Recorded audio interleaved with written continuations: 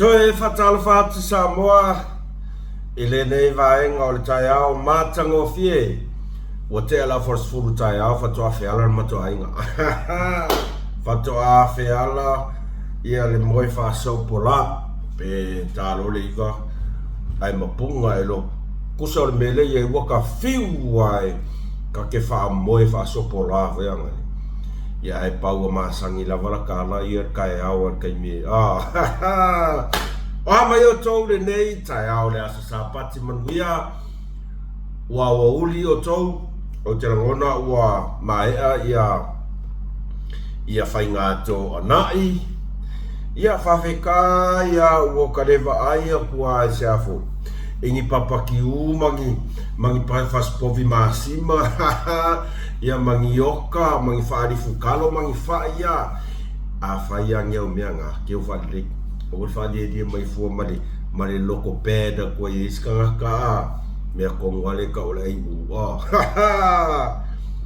toi whatalo whatu nei vaenga o le a sapati pa ia malu si o tato tunu ele vave tato whasoa ona walai ona o toi oso tu lunga nei aso ona e whaila vasto o tele ona i te mali i fo i ua meli mai ia mawha whaali mai lo lato wha ngau le mani e nisi fo i o vaenga o mea o lo tutupu tonu si o tato tunu usa o le wha lima i lea o ngā meli mea kaka le wha pia le aila o le au kangoro lea e uia ina o iloa e le aiso feso ta inga ia i mta o pulea ai ua o nofo ma o mawhau wha pia ai e ke le lau so ta inga mta o pune o le mea mua o le wha maoni ma le ami o tonu o tangata ia nofo tonu i to finga mawanulunga o to finga ta ua nei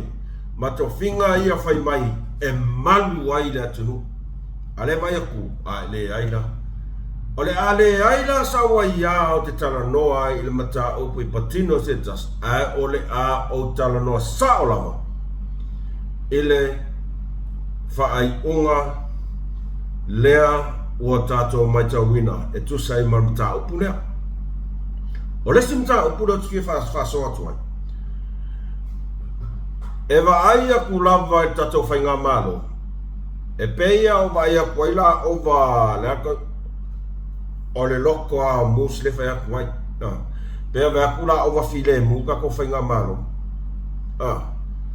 wa ese a sau o le laikikira le kari ile a kama le a mea mai le ma le kari ile o saia wa ese fe aile o sau so le kafia wa aia ko inga maku wai kiki ale au vai maku e malepi mo ia au ia se o ko ga ya ska dia la kala kai fo ia ia le o fakanga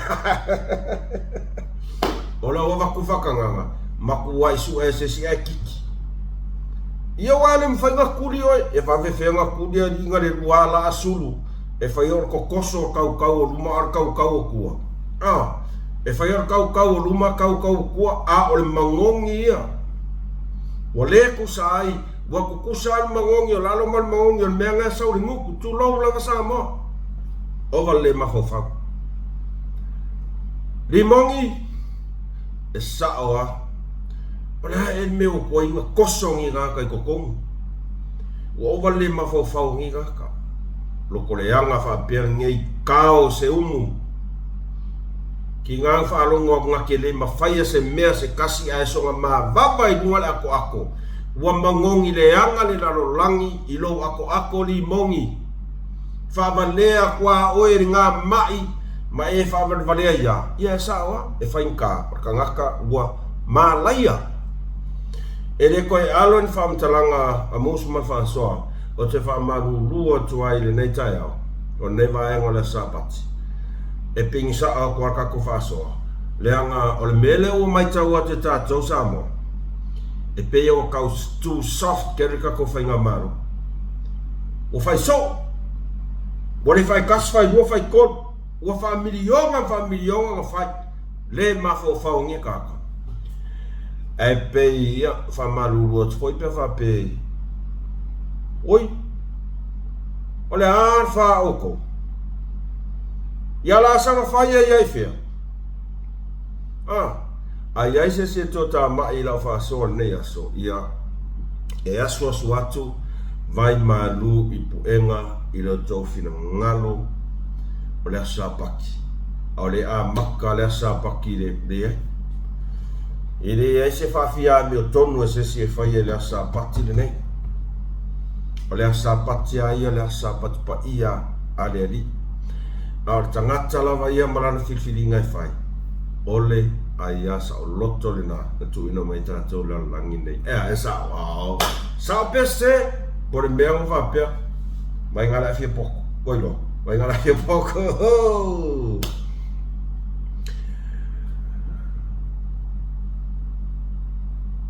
e a foi subscribe before ka ko channel sorry por mele ingol pa ali mafanga mai ka ikari ali ki ngā inga ni ka ke o ngā sa ule se mea ai di like share ma subscribe i ka ko channel o le aso whareile manafi ngā ko meri mai ka kaka sen mai le mea lea o le mea lea o le mea lea o le mata upu lava lea tas ai sa o nofo mo mawhawhau whapea le ai o le mata upu lea e le ai masa o fe au ia o le mea ia e pule la mara tangata e patino ia i mata upu i lona fina ngalo o le mata upu lea i le tō whae le vai malai o lea sao tātou whafofonga sao tō whafonga mo tātou wharongo longo uma i le sao noanga manino tō whae vai malai o sui langa lo ia o ave langa tusi e sui langa lo ia ai se ona e iai tu langa e iai tu oia sila fia e le fa maongi langa lo ia e le fa maongi ko inga lo ia fa pengi ngale ako su e kupe fa fanga ila ko mangava ai le fa maongi fa kingonga ola ko ngabenga le ala na ton mo ino fina ngalo o to fa vai malai sui lana lo ia masa ave alo ia lan tusi tala sangai nai ua iai lana fina ngalo e soi lana loia e pea o le mea na o musu ai lava o te whiwhaasoa a ona po ngā koe sen mai ai foi e lesi tangata le meli ia mawhaari mai foi le mea le taswhapea o ngofa lea mo va ai tino lava i le fina ngalo o le usorea o vai e tu whapea, peia e iai se tā ua le mata upu lea, e te tā ua le tatou whaasoa ai. I le tūlanga lea, o le tūlanga lea o le whaamasinonga, lo ia, mane a mia tonu. Whaamasino versus a mia tonu. Ai le a makaa kuna kako whaasoa i le mata upu lea. E mo mori atu vai malu i poenga ia au tō whionga i whamasino. O le official whamasinonga. Ai, o lo umanatu, o lea o le a pingi sao kulawa, i lo uawa ai whaale tangata Samoa. I le tūlanga, lea ua iai le lea fo, lea inga o whamasino versus a mia tonu. Fea o iai la mia tonu.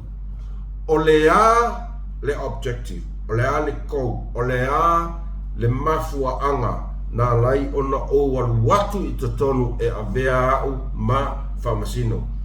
E iai inga, e iai protocols o mea whapena e mulmuta i hai. Awa sa whatau toa fo i whamasino i lunga kuspa ia. O le a whaia i lea, a mea tonu i lunga kuspa ia. Kai minge, wa le fefe whamasino. Wale fefefe i le akua. A ua fefefe i le uso marso kanga manea. Upu moni lava na.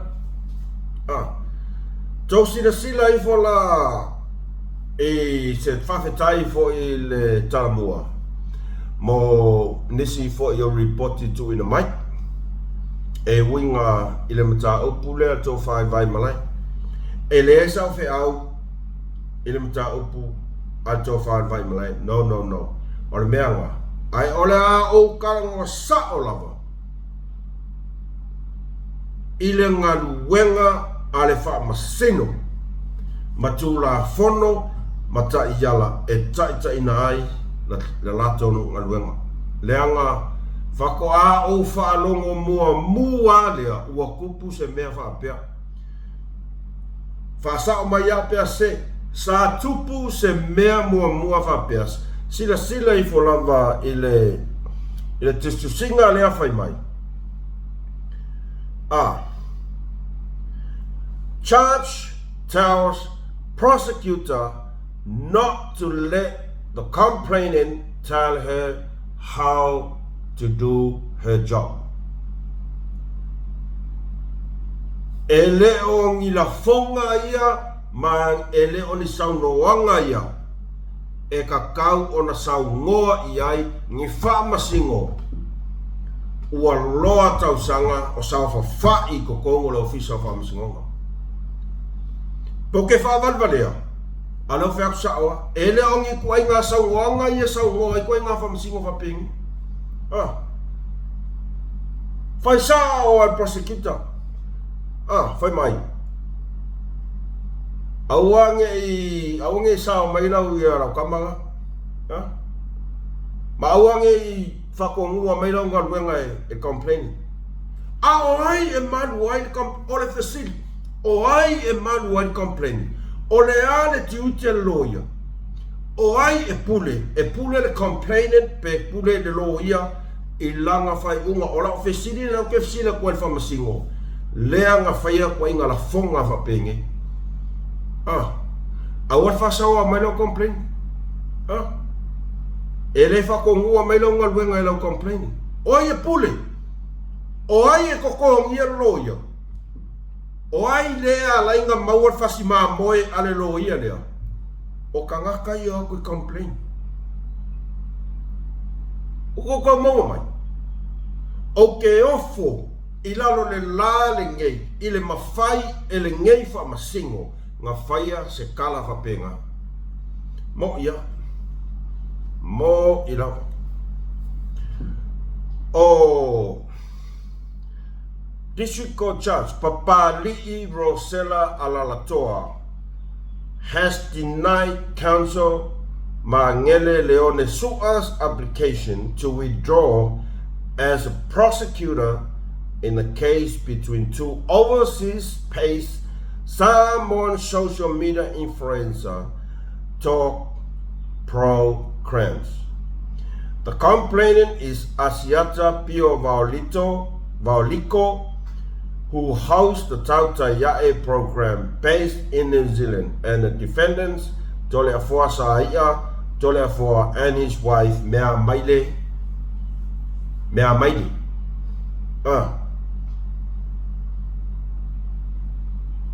O kau sila sa mo il melo fai whamasingo. Vai. Mau ke le whamasingo. Tulau lava le official whamasinonga.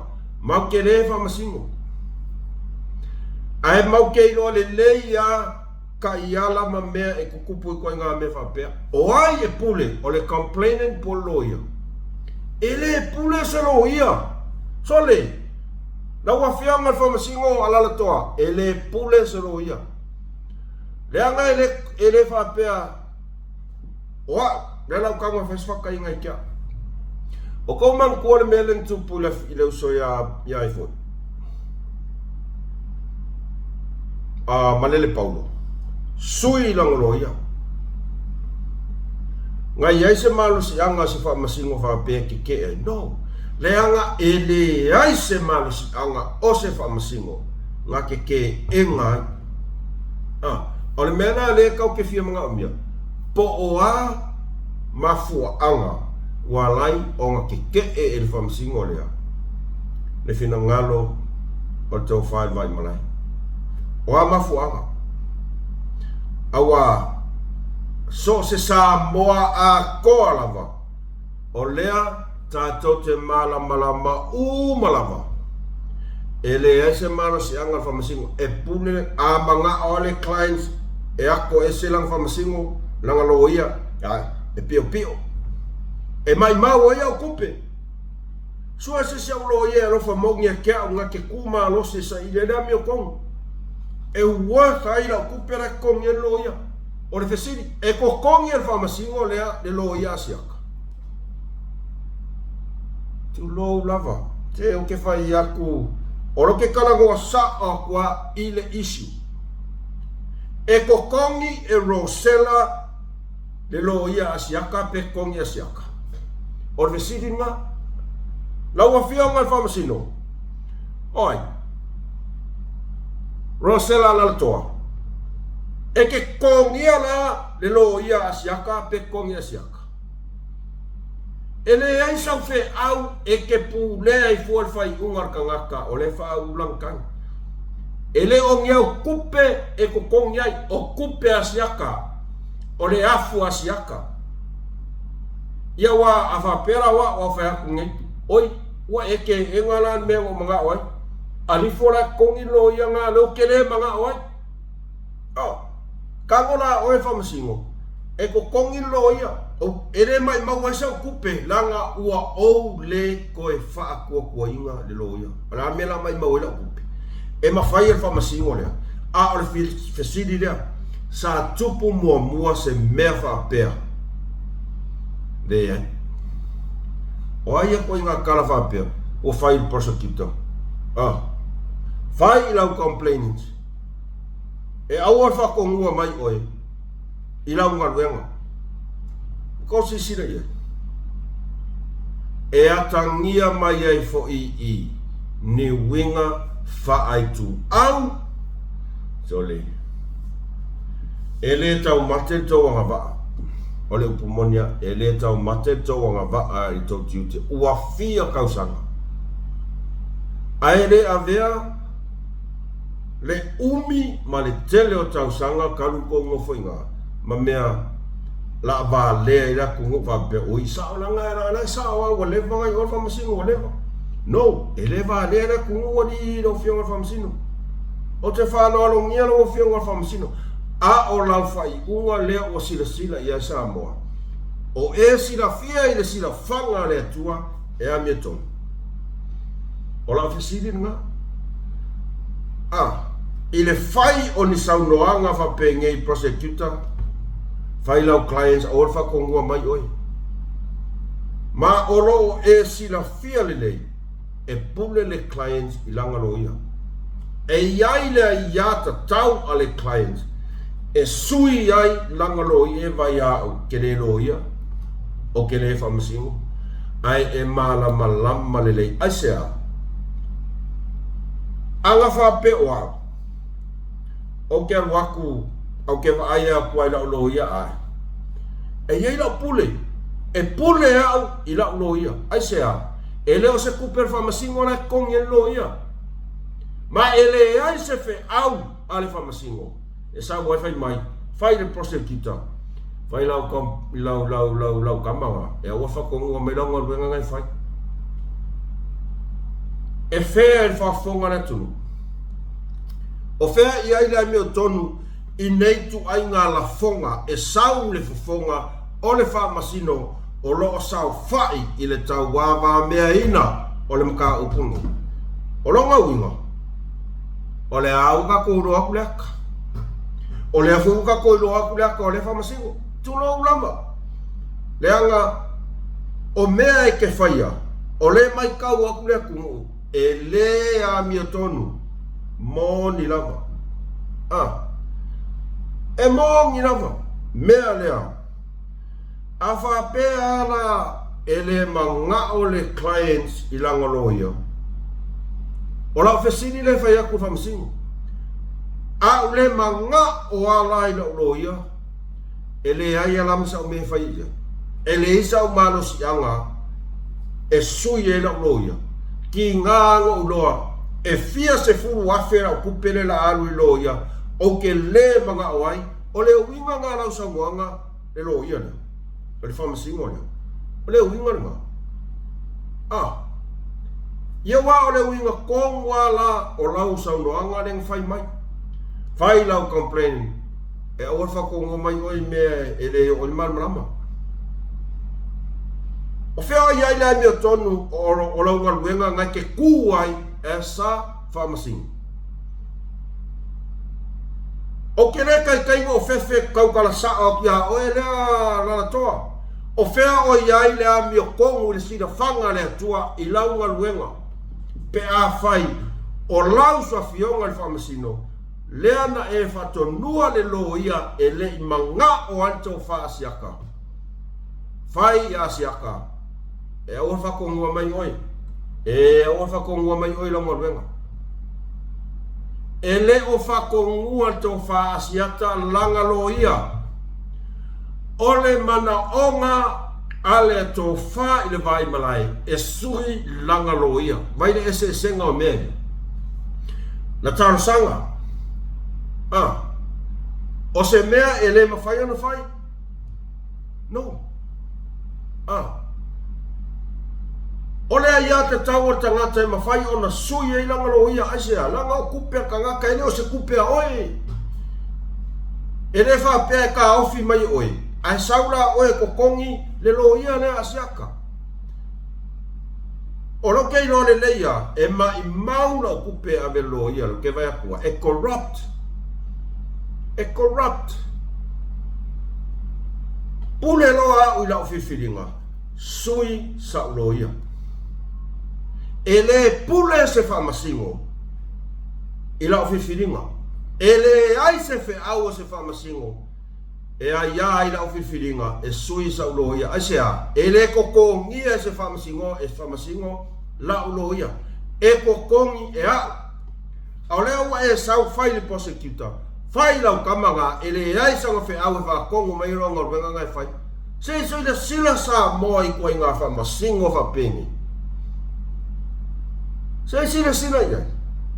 E alaga o le fefe o ke kaukala kun mea lea. O ngā o lea o ke iloa. E sao le maka upu lea o ke kaukala kuai. E rea mai au whailonga maurulunga ma le kele o kausanga ngā e whamasingo ai. Ma mea e ke fuaao ai le finangalo ma le sila ato tangata. No. O tangata fo isa a o a oina. La tau te iloa le mea le lei ma le mea leanga. O le mea sao ma le mea sisei. O le mea amio tonu ma le mea pio. O le ala lau mea lau fai. Ia a ua ia e pio lau fai unga nau fai. Tu lou lava lau fionga al whamasino. E sa o arkarangoa ale av taxi. E pio lau fai unga. Aisea. Ona o leo te iloa, e le ai sau fe au se kas, e ke pulea I la ulo ia. Nanga e le kongia oe, e le inkupea oe. O kupea oe kongi lo ia. Whaka ka inga whapenga. O tau se sina sa moa I kūranga le oe I ka ko whamasina. E whamaruru atu, I le pa ia malu o whamasino, la ofisa o whamasinonga. La ofionga al pusili. Whapea foi le malo lo tong tanga luenga. Le ai. E su I kongu al makaringiu. I le isu lea. I le isu lea kupu. Le anga o leo sila sa moa. O lea ua sila sa moa. Ma o se fesini laua lunga lea. I le maita watu o lea tunu. E sao le fai unga al whamasingo le ngafai. Ke lola kala? No. Ese se. Aisea. Ele aise fe au al whamasingo. E sau ai o el whamasingo. E su e se lo ia a. Ele ai. O launga luenga o le sau whai ko kongo al whamasingo. Ma wharongong. Mai kaupo a mea mka upe karangoa. Ele sau fe au ke sau e whapea. Le ai. Ele pule mai complainant di no. Kaila ia isto whafonga se tau fina ngala sa moa a o lo umanatu le nana oa. O ilo tato ilo ai. E iai lava whamasino. Kau lama.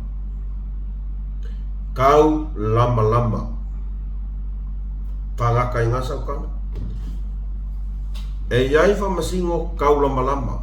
Ale fia ira kangaka kau mawhai a se mea ea. e pule asia kai langa loia ava ia kwala fir ko fa vai malai langa loia e mai mau e lang kupe va ko pi o fo ola le mela mai mau e kupe e saula o el famasi wa kongi lo ia le asia o le fasiri kene nga ka ko si sira la ia sa mo ai veso ka inga me sa o vai e sa o e valia ai le valia que fo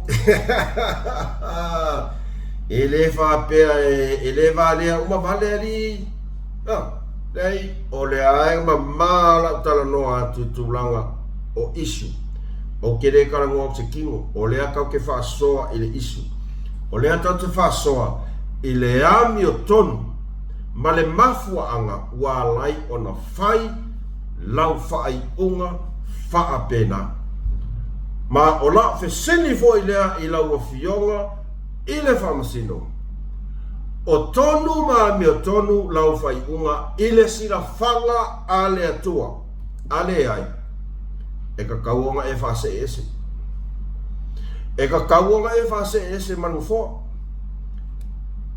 wa aise se sa welo kia e mkau a tau le fia i lau whasoa o te whamanu o e waku sa o le isu langa i le valea uma kaka Samoa e le valea uma kangaka Samoa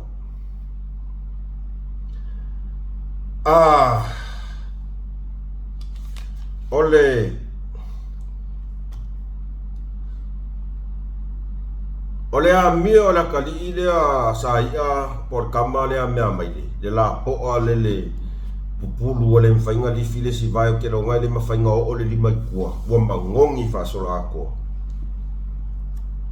ua o vale le mawhawhau ua o varfia poko ma e iai kai o ke ngofo amo whapea o le hea e le mea ua lai e a o ngā wha kua kuai sila mai le kiripire.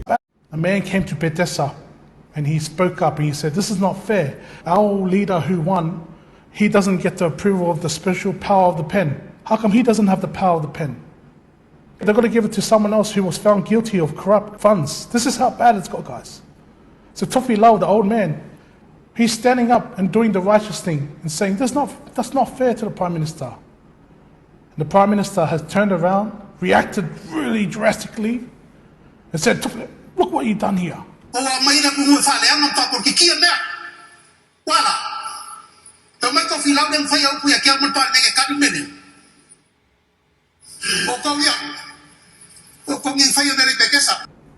district are sitting there and staying firm.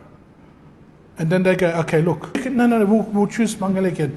Please don't penalize us, don't stop our funds. And so they went to bring Mangele back. Yep, you get your way, Prime Minister. You can have the red man, he can take the pen. Right? Wasn't good enough for the Prime Minister. He's teaching everyone, to all of Samoa that's looking, if you guys don't listen to me, this is what happens. This is doing. If you don't listen to me, look what happened to Tofi Lau and look at this constituency. I can cut their funds. That's why I call the Prime Minister dictator. There was that ant that Ele mai mausa ukai. Oke kawa fia umamai ai. Kawa fai umamai ai. Le fa valvalea.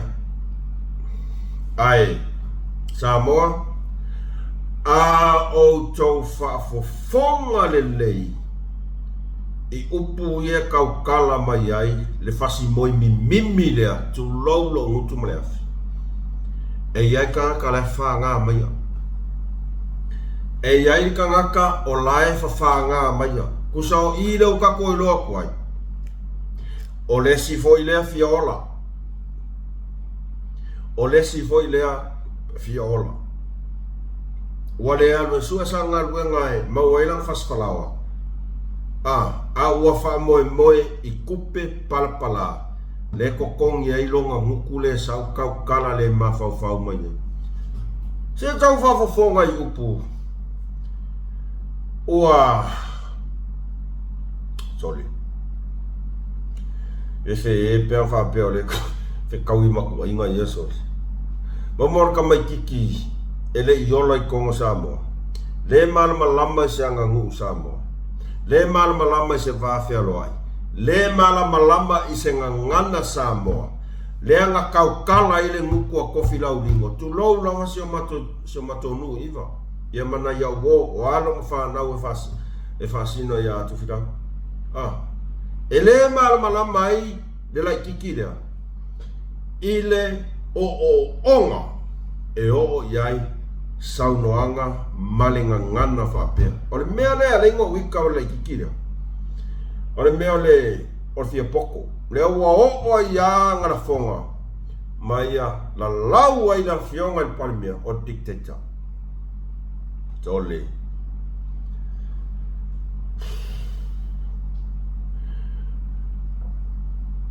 E o foi le sikaimo ke ngofongo foa o wika I le whamasingo o le nga whaia le unga a le unga ari ira. O le aingu ngu le nguku. O le aingu ngu le nguku. Ai o whalongo longo le whamasingo lea. Ile le mawhau le wa makang sau. Ele moi mimi lea. E pei whasanga sanga I le whainga mano. O mea uma lava ia sa whaielong ka mamrong ki ngā. E le esela ai au ki kalosia au whanongolonga I whamasingo lea. Whaiar whai unga a le unga ri ira. Sa moa o ira kau keiro ai. O le maku wa I corrupt.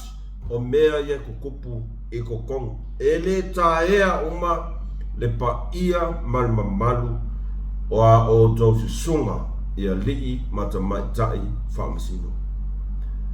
Ai le whapea e alo e sau kala. No. A au loa me kaunga o kaukala iau le kaukala o le angasalanga. E ka kaunga o kaukala I le ami o kong. O le au le mea o le whai e whamasingo le whai ar case lea se whai unga. I le unga ali lea ma le la kama lea e wha au ua mai de le ma whau le. Ngā o se whesiri e taatia atu I au tawha. A o le lai kiki lea, so le ua pei o lai kaukala I le mea e o ai lona I loa. Mo ia. Ua a maka o ngā whe ai le sau o lai kiki lea, ko ai ngā whe ai la lae mak whe ko ai. E pāsana lau kai ngifo. Pāle mwhai kui lunga. Ia whape mai mau e soka kai. Ngare kasi ala kamisanga iau, ka whake I sela. Limaro I kuri, o gara kura makua I lave I arpoi I le. Ngare pāka ki aro. Ar sawa ngukura sawa, so le. O pei o le mea, se o te whamaruru watu. Ai, o tau whamasinonga. Lea laingo kanga kua kurunga kiripia. E whai asinga le mawhau o la kikirea. Lea lava e ngofo ia. O lesi whataita ingola tala leo whai mai. Lea lava e saulo le langa ia kala whai mai. E guilty ma ngele se kati. Sorry. Ia whai aku fo. Al mea foi le ngai fai aku so o kaka ngi o mangele se kaki. Se fai e sau fai ua ngi kaka. Ia la sanga sau fai e le foi e su ngi kaka. La sa fai le ma fau fau. A o fa fonga mai o ele mangele se kati lo uso. Ia la sanga sau fai. O le ki nga ku lo ko kaka. Ele lafo ngi upu le ma fau fau. Tao se unu. Guilty. E o ia foi. E o ia foi, whanau, lalo vaua e o mai. O le api pi ia le ingolea, guilty, mangere se kati, e kele o maho whau le meanga. Ai aka ko whainga maho. Ia la aka ko safa whai, e ari le o mai, e ari e whai ungari. Wale maho whau, o whai so, e whai ana wako li mongi le maho whau, lako mai whea, la songa whai la vai whea.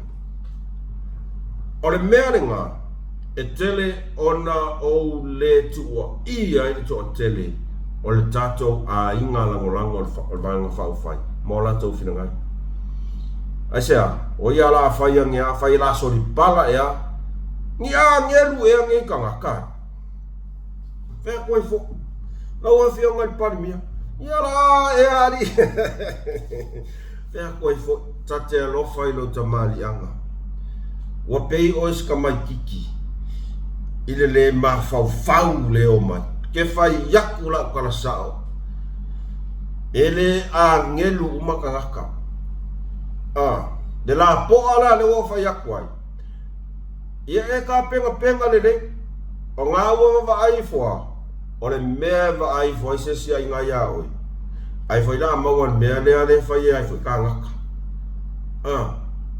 o le sai ai konga o langa mela ia o le mea foi le la fai la po sai konga whakawari koi ngā street kids wapengi ka miki ka ai kaulanga wapengi le ngiru mga e la ngonga lau whangongoa e skusa o kwa lau ia kau e la ngonga lau whangongoa la sau ia la sanga file mu e ali sore kau kere mawhainga ko angin mangere se kaki o whaafia e nga whaila whonga ia ka ngaka ia oko ia oi guilty mai nga e nga oia kupe whai mai nga e aia kupe whai mai nga e alu kufa kupe i ka ngaka e rei whaia na e sanga sao whaia la sene ki ngā nguko kaukala kalo whai se uso ia ke wai whonga mai ko se uso o le alofa mongi ia ele me whaion kau fia e kukusa le lei ale sau la po a mangongi le anga le ma le sau al kakangi o limo sori o le me e limongi ali pe ua maua le mea leo pe ua ngaka ua le mea whako au wa ai ale ska ngaka ele a ko se ongos fu kausawa so le ai wa ai so le wala kiki e kule e pari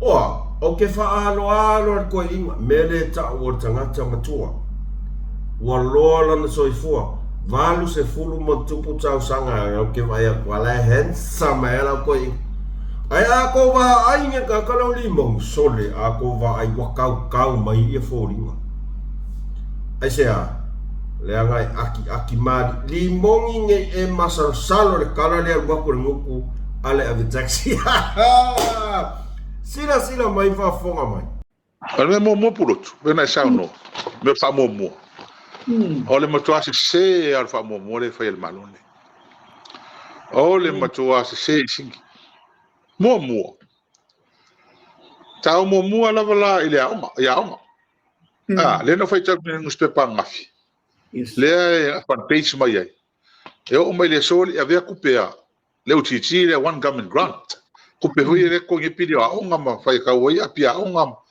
fa foi ai fa nga yo ia ele avea ale o mal le pai le temo o mal temo ele ikupu mo le mea I Kongo Samoa ele ikupu mo ma le fias fulo kausa al mele me fa le chapipi ele kapungi ngi aonga e kai me le chapipi o kapungi aonga ia mai kamiki e mana nga faptoa o ka usanga le ko ngi fa aonga le kapungi a kufa ku peren kufa le sraudi mo sul voile famel back to school a sa venga kufa nga ku pe ale mai mo fa aonga kamiki Man. E ku fala ku back to school ola ka me ki fea ko ringi apia o me fa yao ora no winga o me le fa ka me ki me le fa ai kala fu no le fa ai kala fu fa pe ko mo mut ai le ku mo ngi me wala le fa ta pe musu ya e kampangi e kala fu me mai a fa wala ai kala no winga lo cha cha me interest a kampangi e se sinis wa ki le ka me Ale se ko ale ai se se o fa mo le fa ai ole ya ole au ngale au ngale lona lua ia o fa ma le uli poki mangi sa vai le fa ka ngi li poki mai sa vai to sivi o ke le ngale o le fe vai ka vale o le ku pe ku ele fa le komui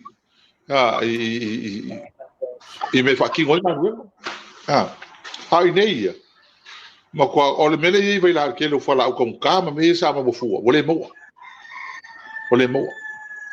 ai me se la me mo vai la o mo mi tong fitinga ma ta tonga ko ngo fa le mai e o li poki ngale o mo ya macho o se me ma ko ke le fa le to ale sa ku forse la mo sun mo ale foi lá sa ungi e fa ni singa fu ke le mo ko ma i mau ku pe puro poka asinga me le ke rom ke le ka paro ka esel me le wa le fia me sa ka ga ronga malo la ko ngila fonga o le va ya ku fa ngango o la ko afu tanga e esele ka fa ngo ni me puro ava fera fai la wingo le mbionga le ngosu fata usa ele o sia so fa pito ana wingo fai fa o la ko singa ko mo le wingo o ska me ba ko fongo pe ngale o fai ba ko singa ko mo le o fai ona so ona fai ele fa pe ele afu la tunu a me ele te taun fai kalo fai ya samo ale kele fa pikaudi kele fenga ta yo fe ngai mala tu kele ale ya o ngi meu kalo ora vu fa ngi meu kalo o kala ngal falo malo kala ifo kalo fa ifo taro ona va tu le falo lunga malako na me kupela ko ave ma ku malo fa ifo yeme kasi vera pelu ave mas furu lima e pese furu fia o vol se furu ka lolo e fai oka e ole kwa tangi ure le loko pe ava fau mo ai ngi mea ele ngi mea na masa ni ele tunu unni it's all for show all for show o le o mai fai fa lele ko mu ele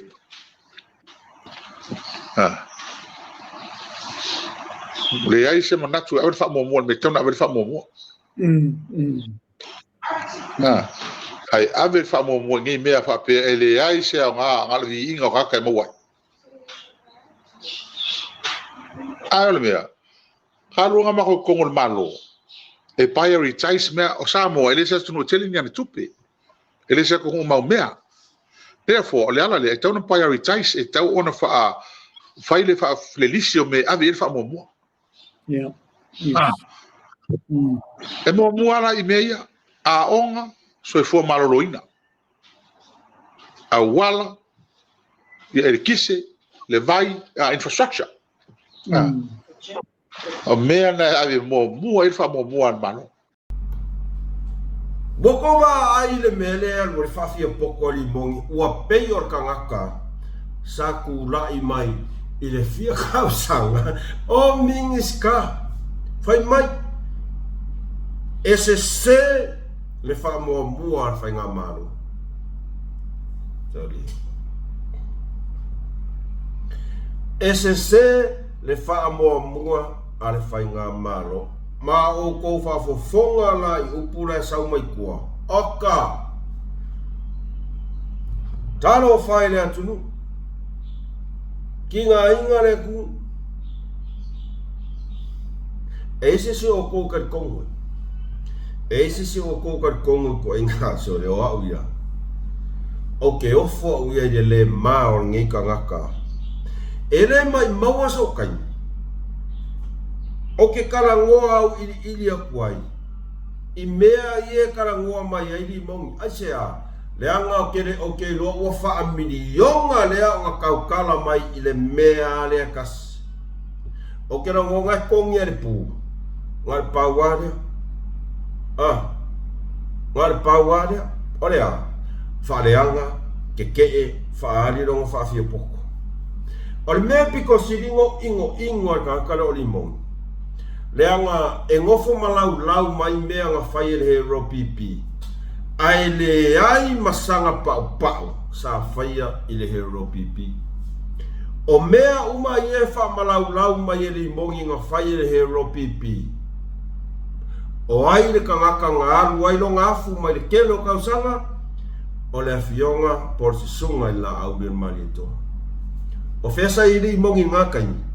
Ngā le kalepe mea, whaleanga, mai kuida epa i varikaimio kula i mankauku.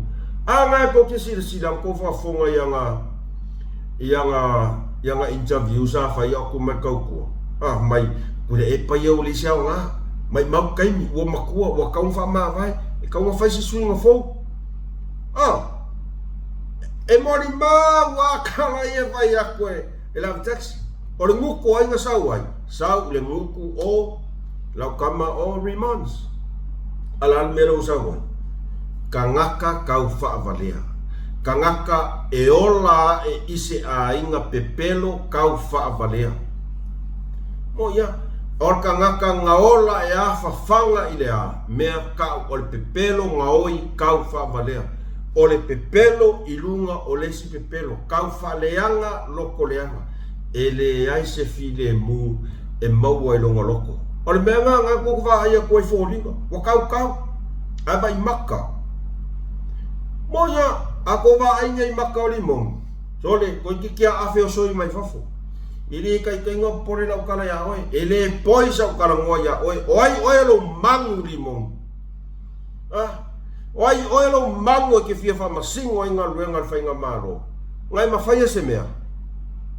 Ola o fesiri le ya oe. Nga e mawhaia se mea oe le limongi. Kali mai. Nga e mawhaia se mea. Pau wale mea e ke mawhaia. Nga o mea e whai i au wala palapala. Ma au wala whaanga oi. A o se mea ka o se amio tonu o le atua. E lipi ola i lo wolanga. Lau kalanga ya oe limongi. Wa ovalo le mawhawhau. Ele palmia man fai ngā maro wa ovalo le mawhawhau. Oi ke sau e wha masingo ai. Ma fai kala o kam fai ngā lea ki ngā e. Ma fai mai o mea i ale hata pipi. Mea le hero pipi.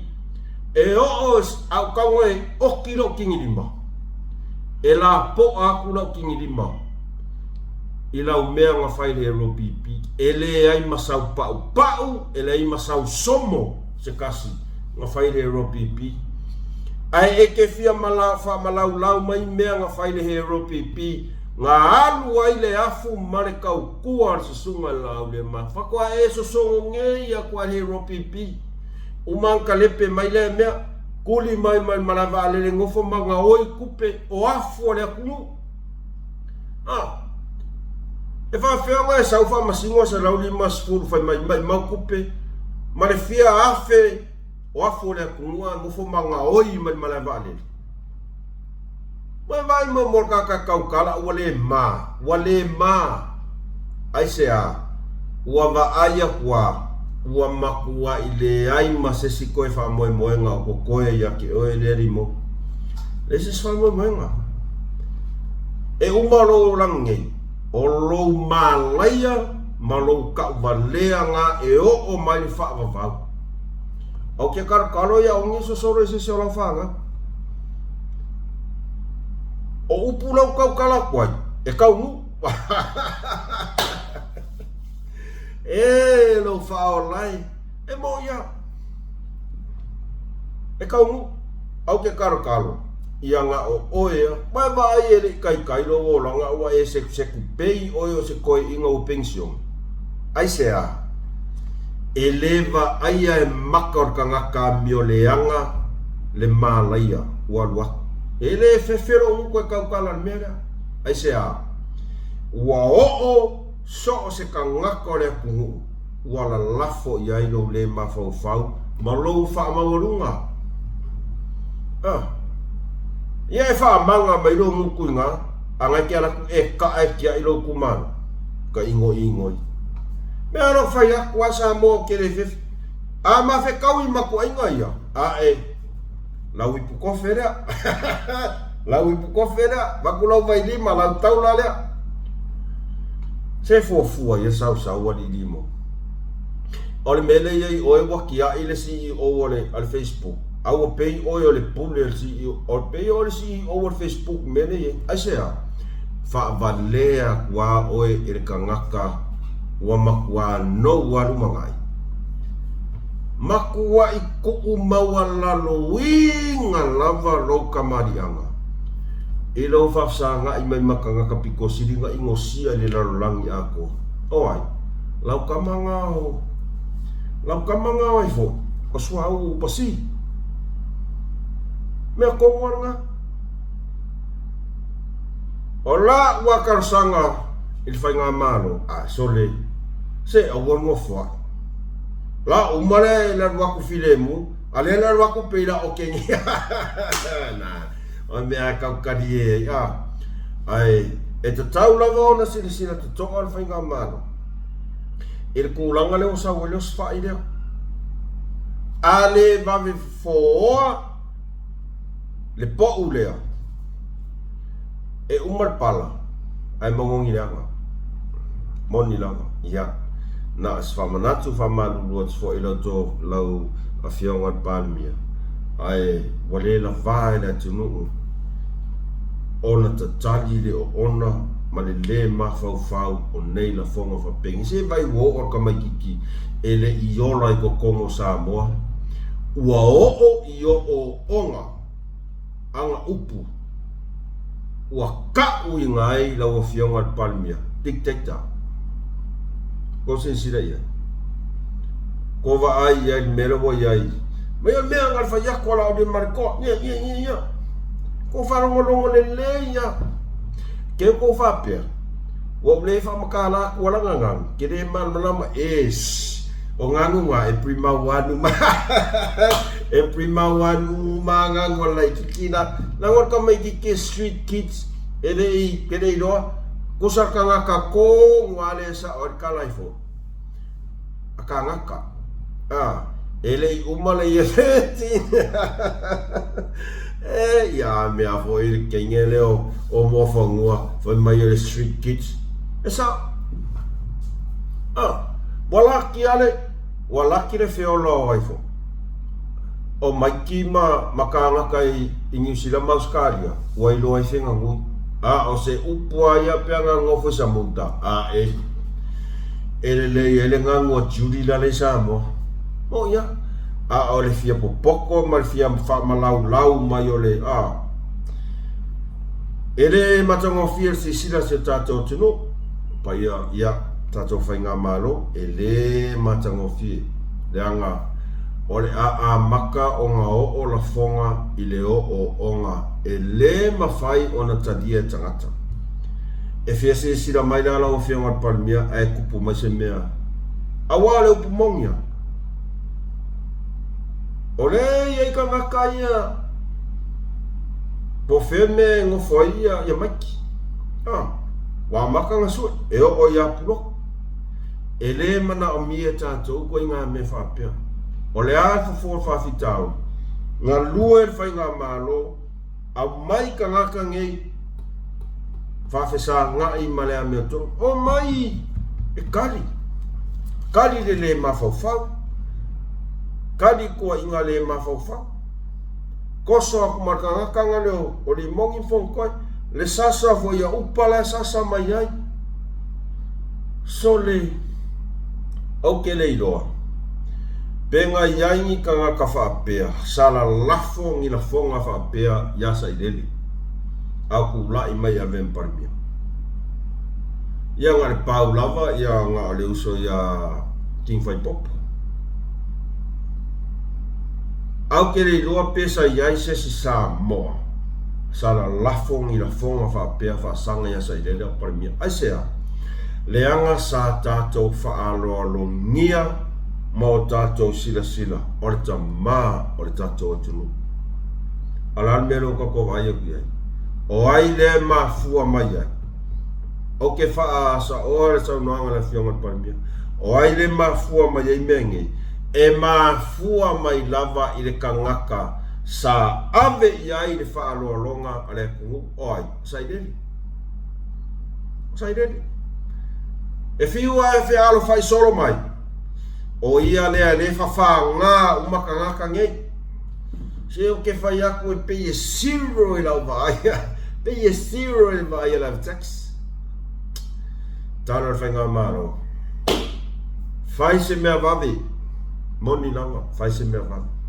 Ai. Le whātau ana wina. Wale la wafu i le tunu on sai. Tātou te le mana o mia. Ma tātou te le fia wa aia ni mea. Tātou te le mana o tātou te. Langa mea mo ia o e kupua.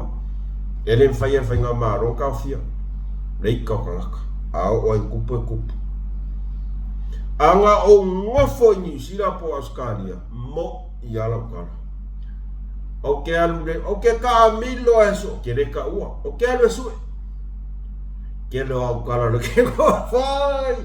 Ke le au kala lo ke go fai in Malaysia. Ai ya se para ai ya.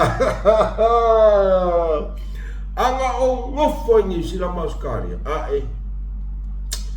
Ke fai aku pele ya ke savali ya su. Allah ola e fiari ya. Kala kau kalia ya. Io tato fa sofa top na neva engole sapati. O te fato ese mo fa maulalo atu ya ele ngata ele pa ia malu le fiso famsinonga la o fionga pusili ia malu famsino. Pea fa pea. E iai singa ngana o le tau tamari i tau whafonga. Ai, a tau mai e whanga sao kwa le whasoa i le isu. O le mea le tupu. Ai a whapea le tau tamari i mara tau whafonga. A whapea e skulanga whangan whapea vai le lida o i ngala ku kei loiloa. E sa o lava kamaloa. O mus male ave taxi. Whamaruru atu. Malu ave fale tau whinangara. Nanga o le mai mole tunu. Sira mai mole tunu i mea kupu. Ai, tarsia ia whaapea e aunga. Ai, o tato whaasona sa moa. I nei vaenga o le sapati. Like, share, subscribe ka ho channel. A tonu tatou te whera i fo i la so tai au. Manu ia tele tau manga to toe o le nei aso. A lofa tele atu mous man whaasoa mai Malaka i Malaysia. Whaasai fua.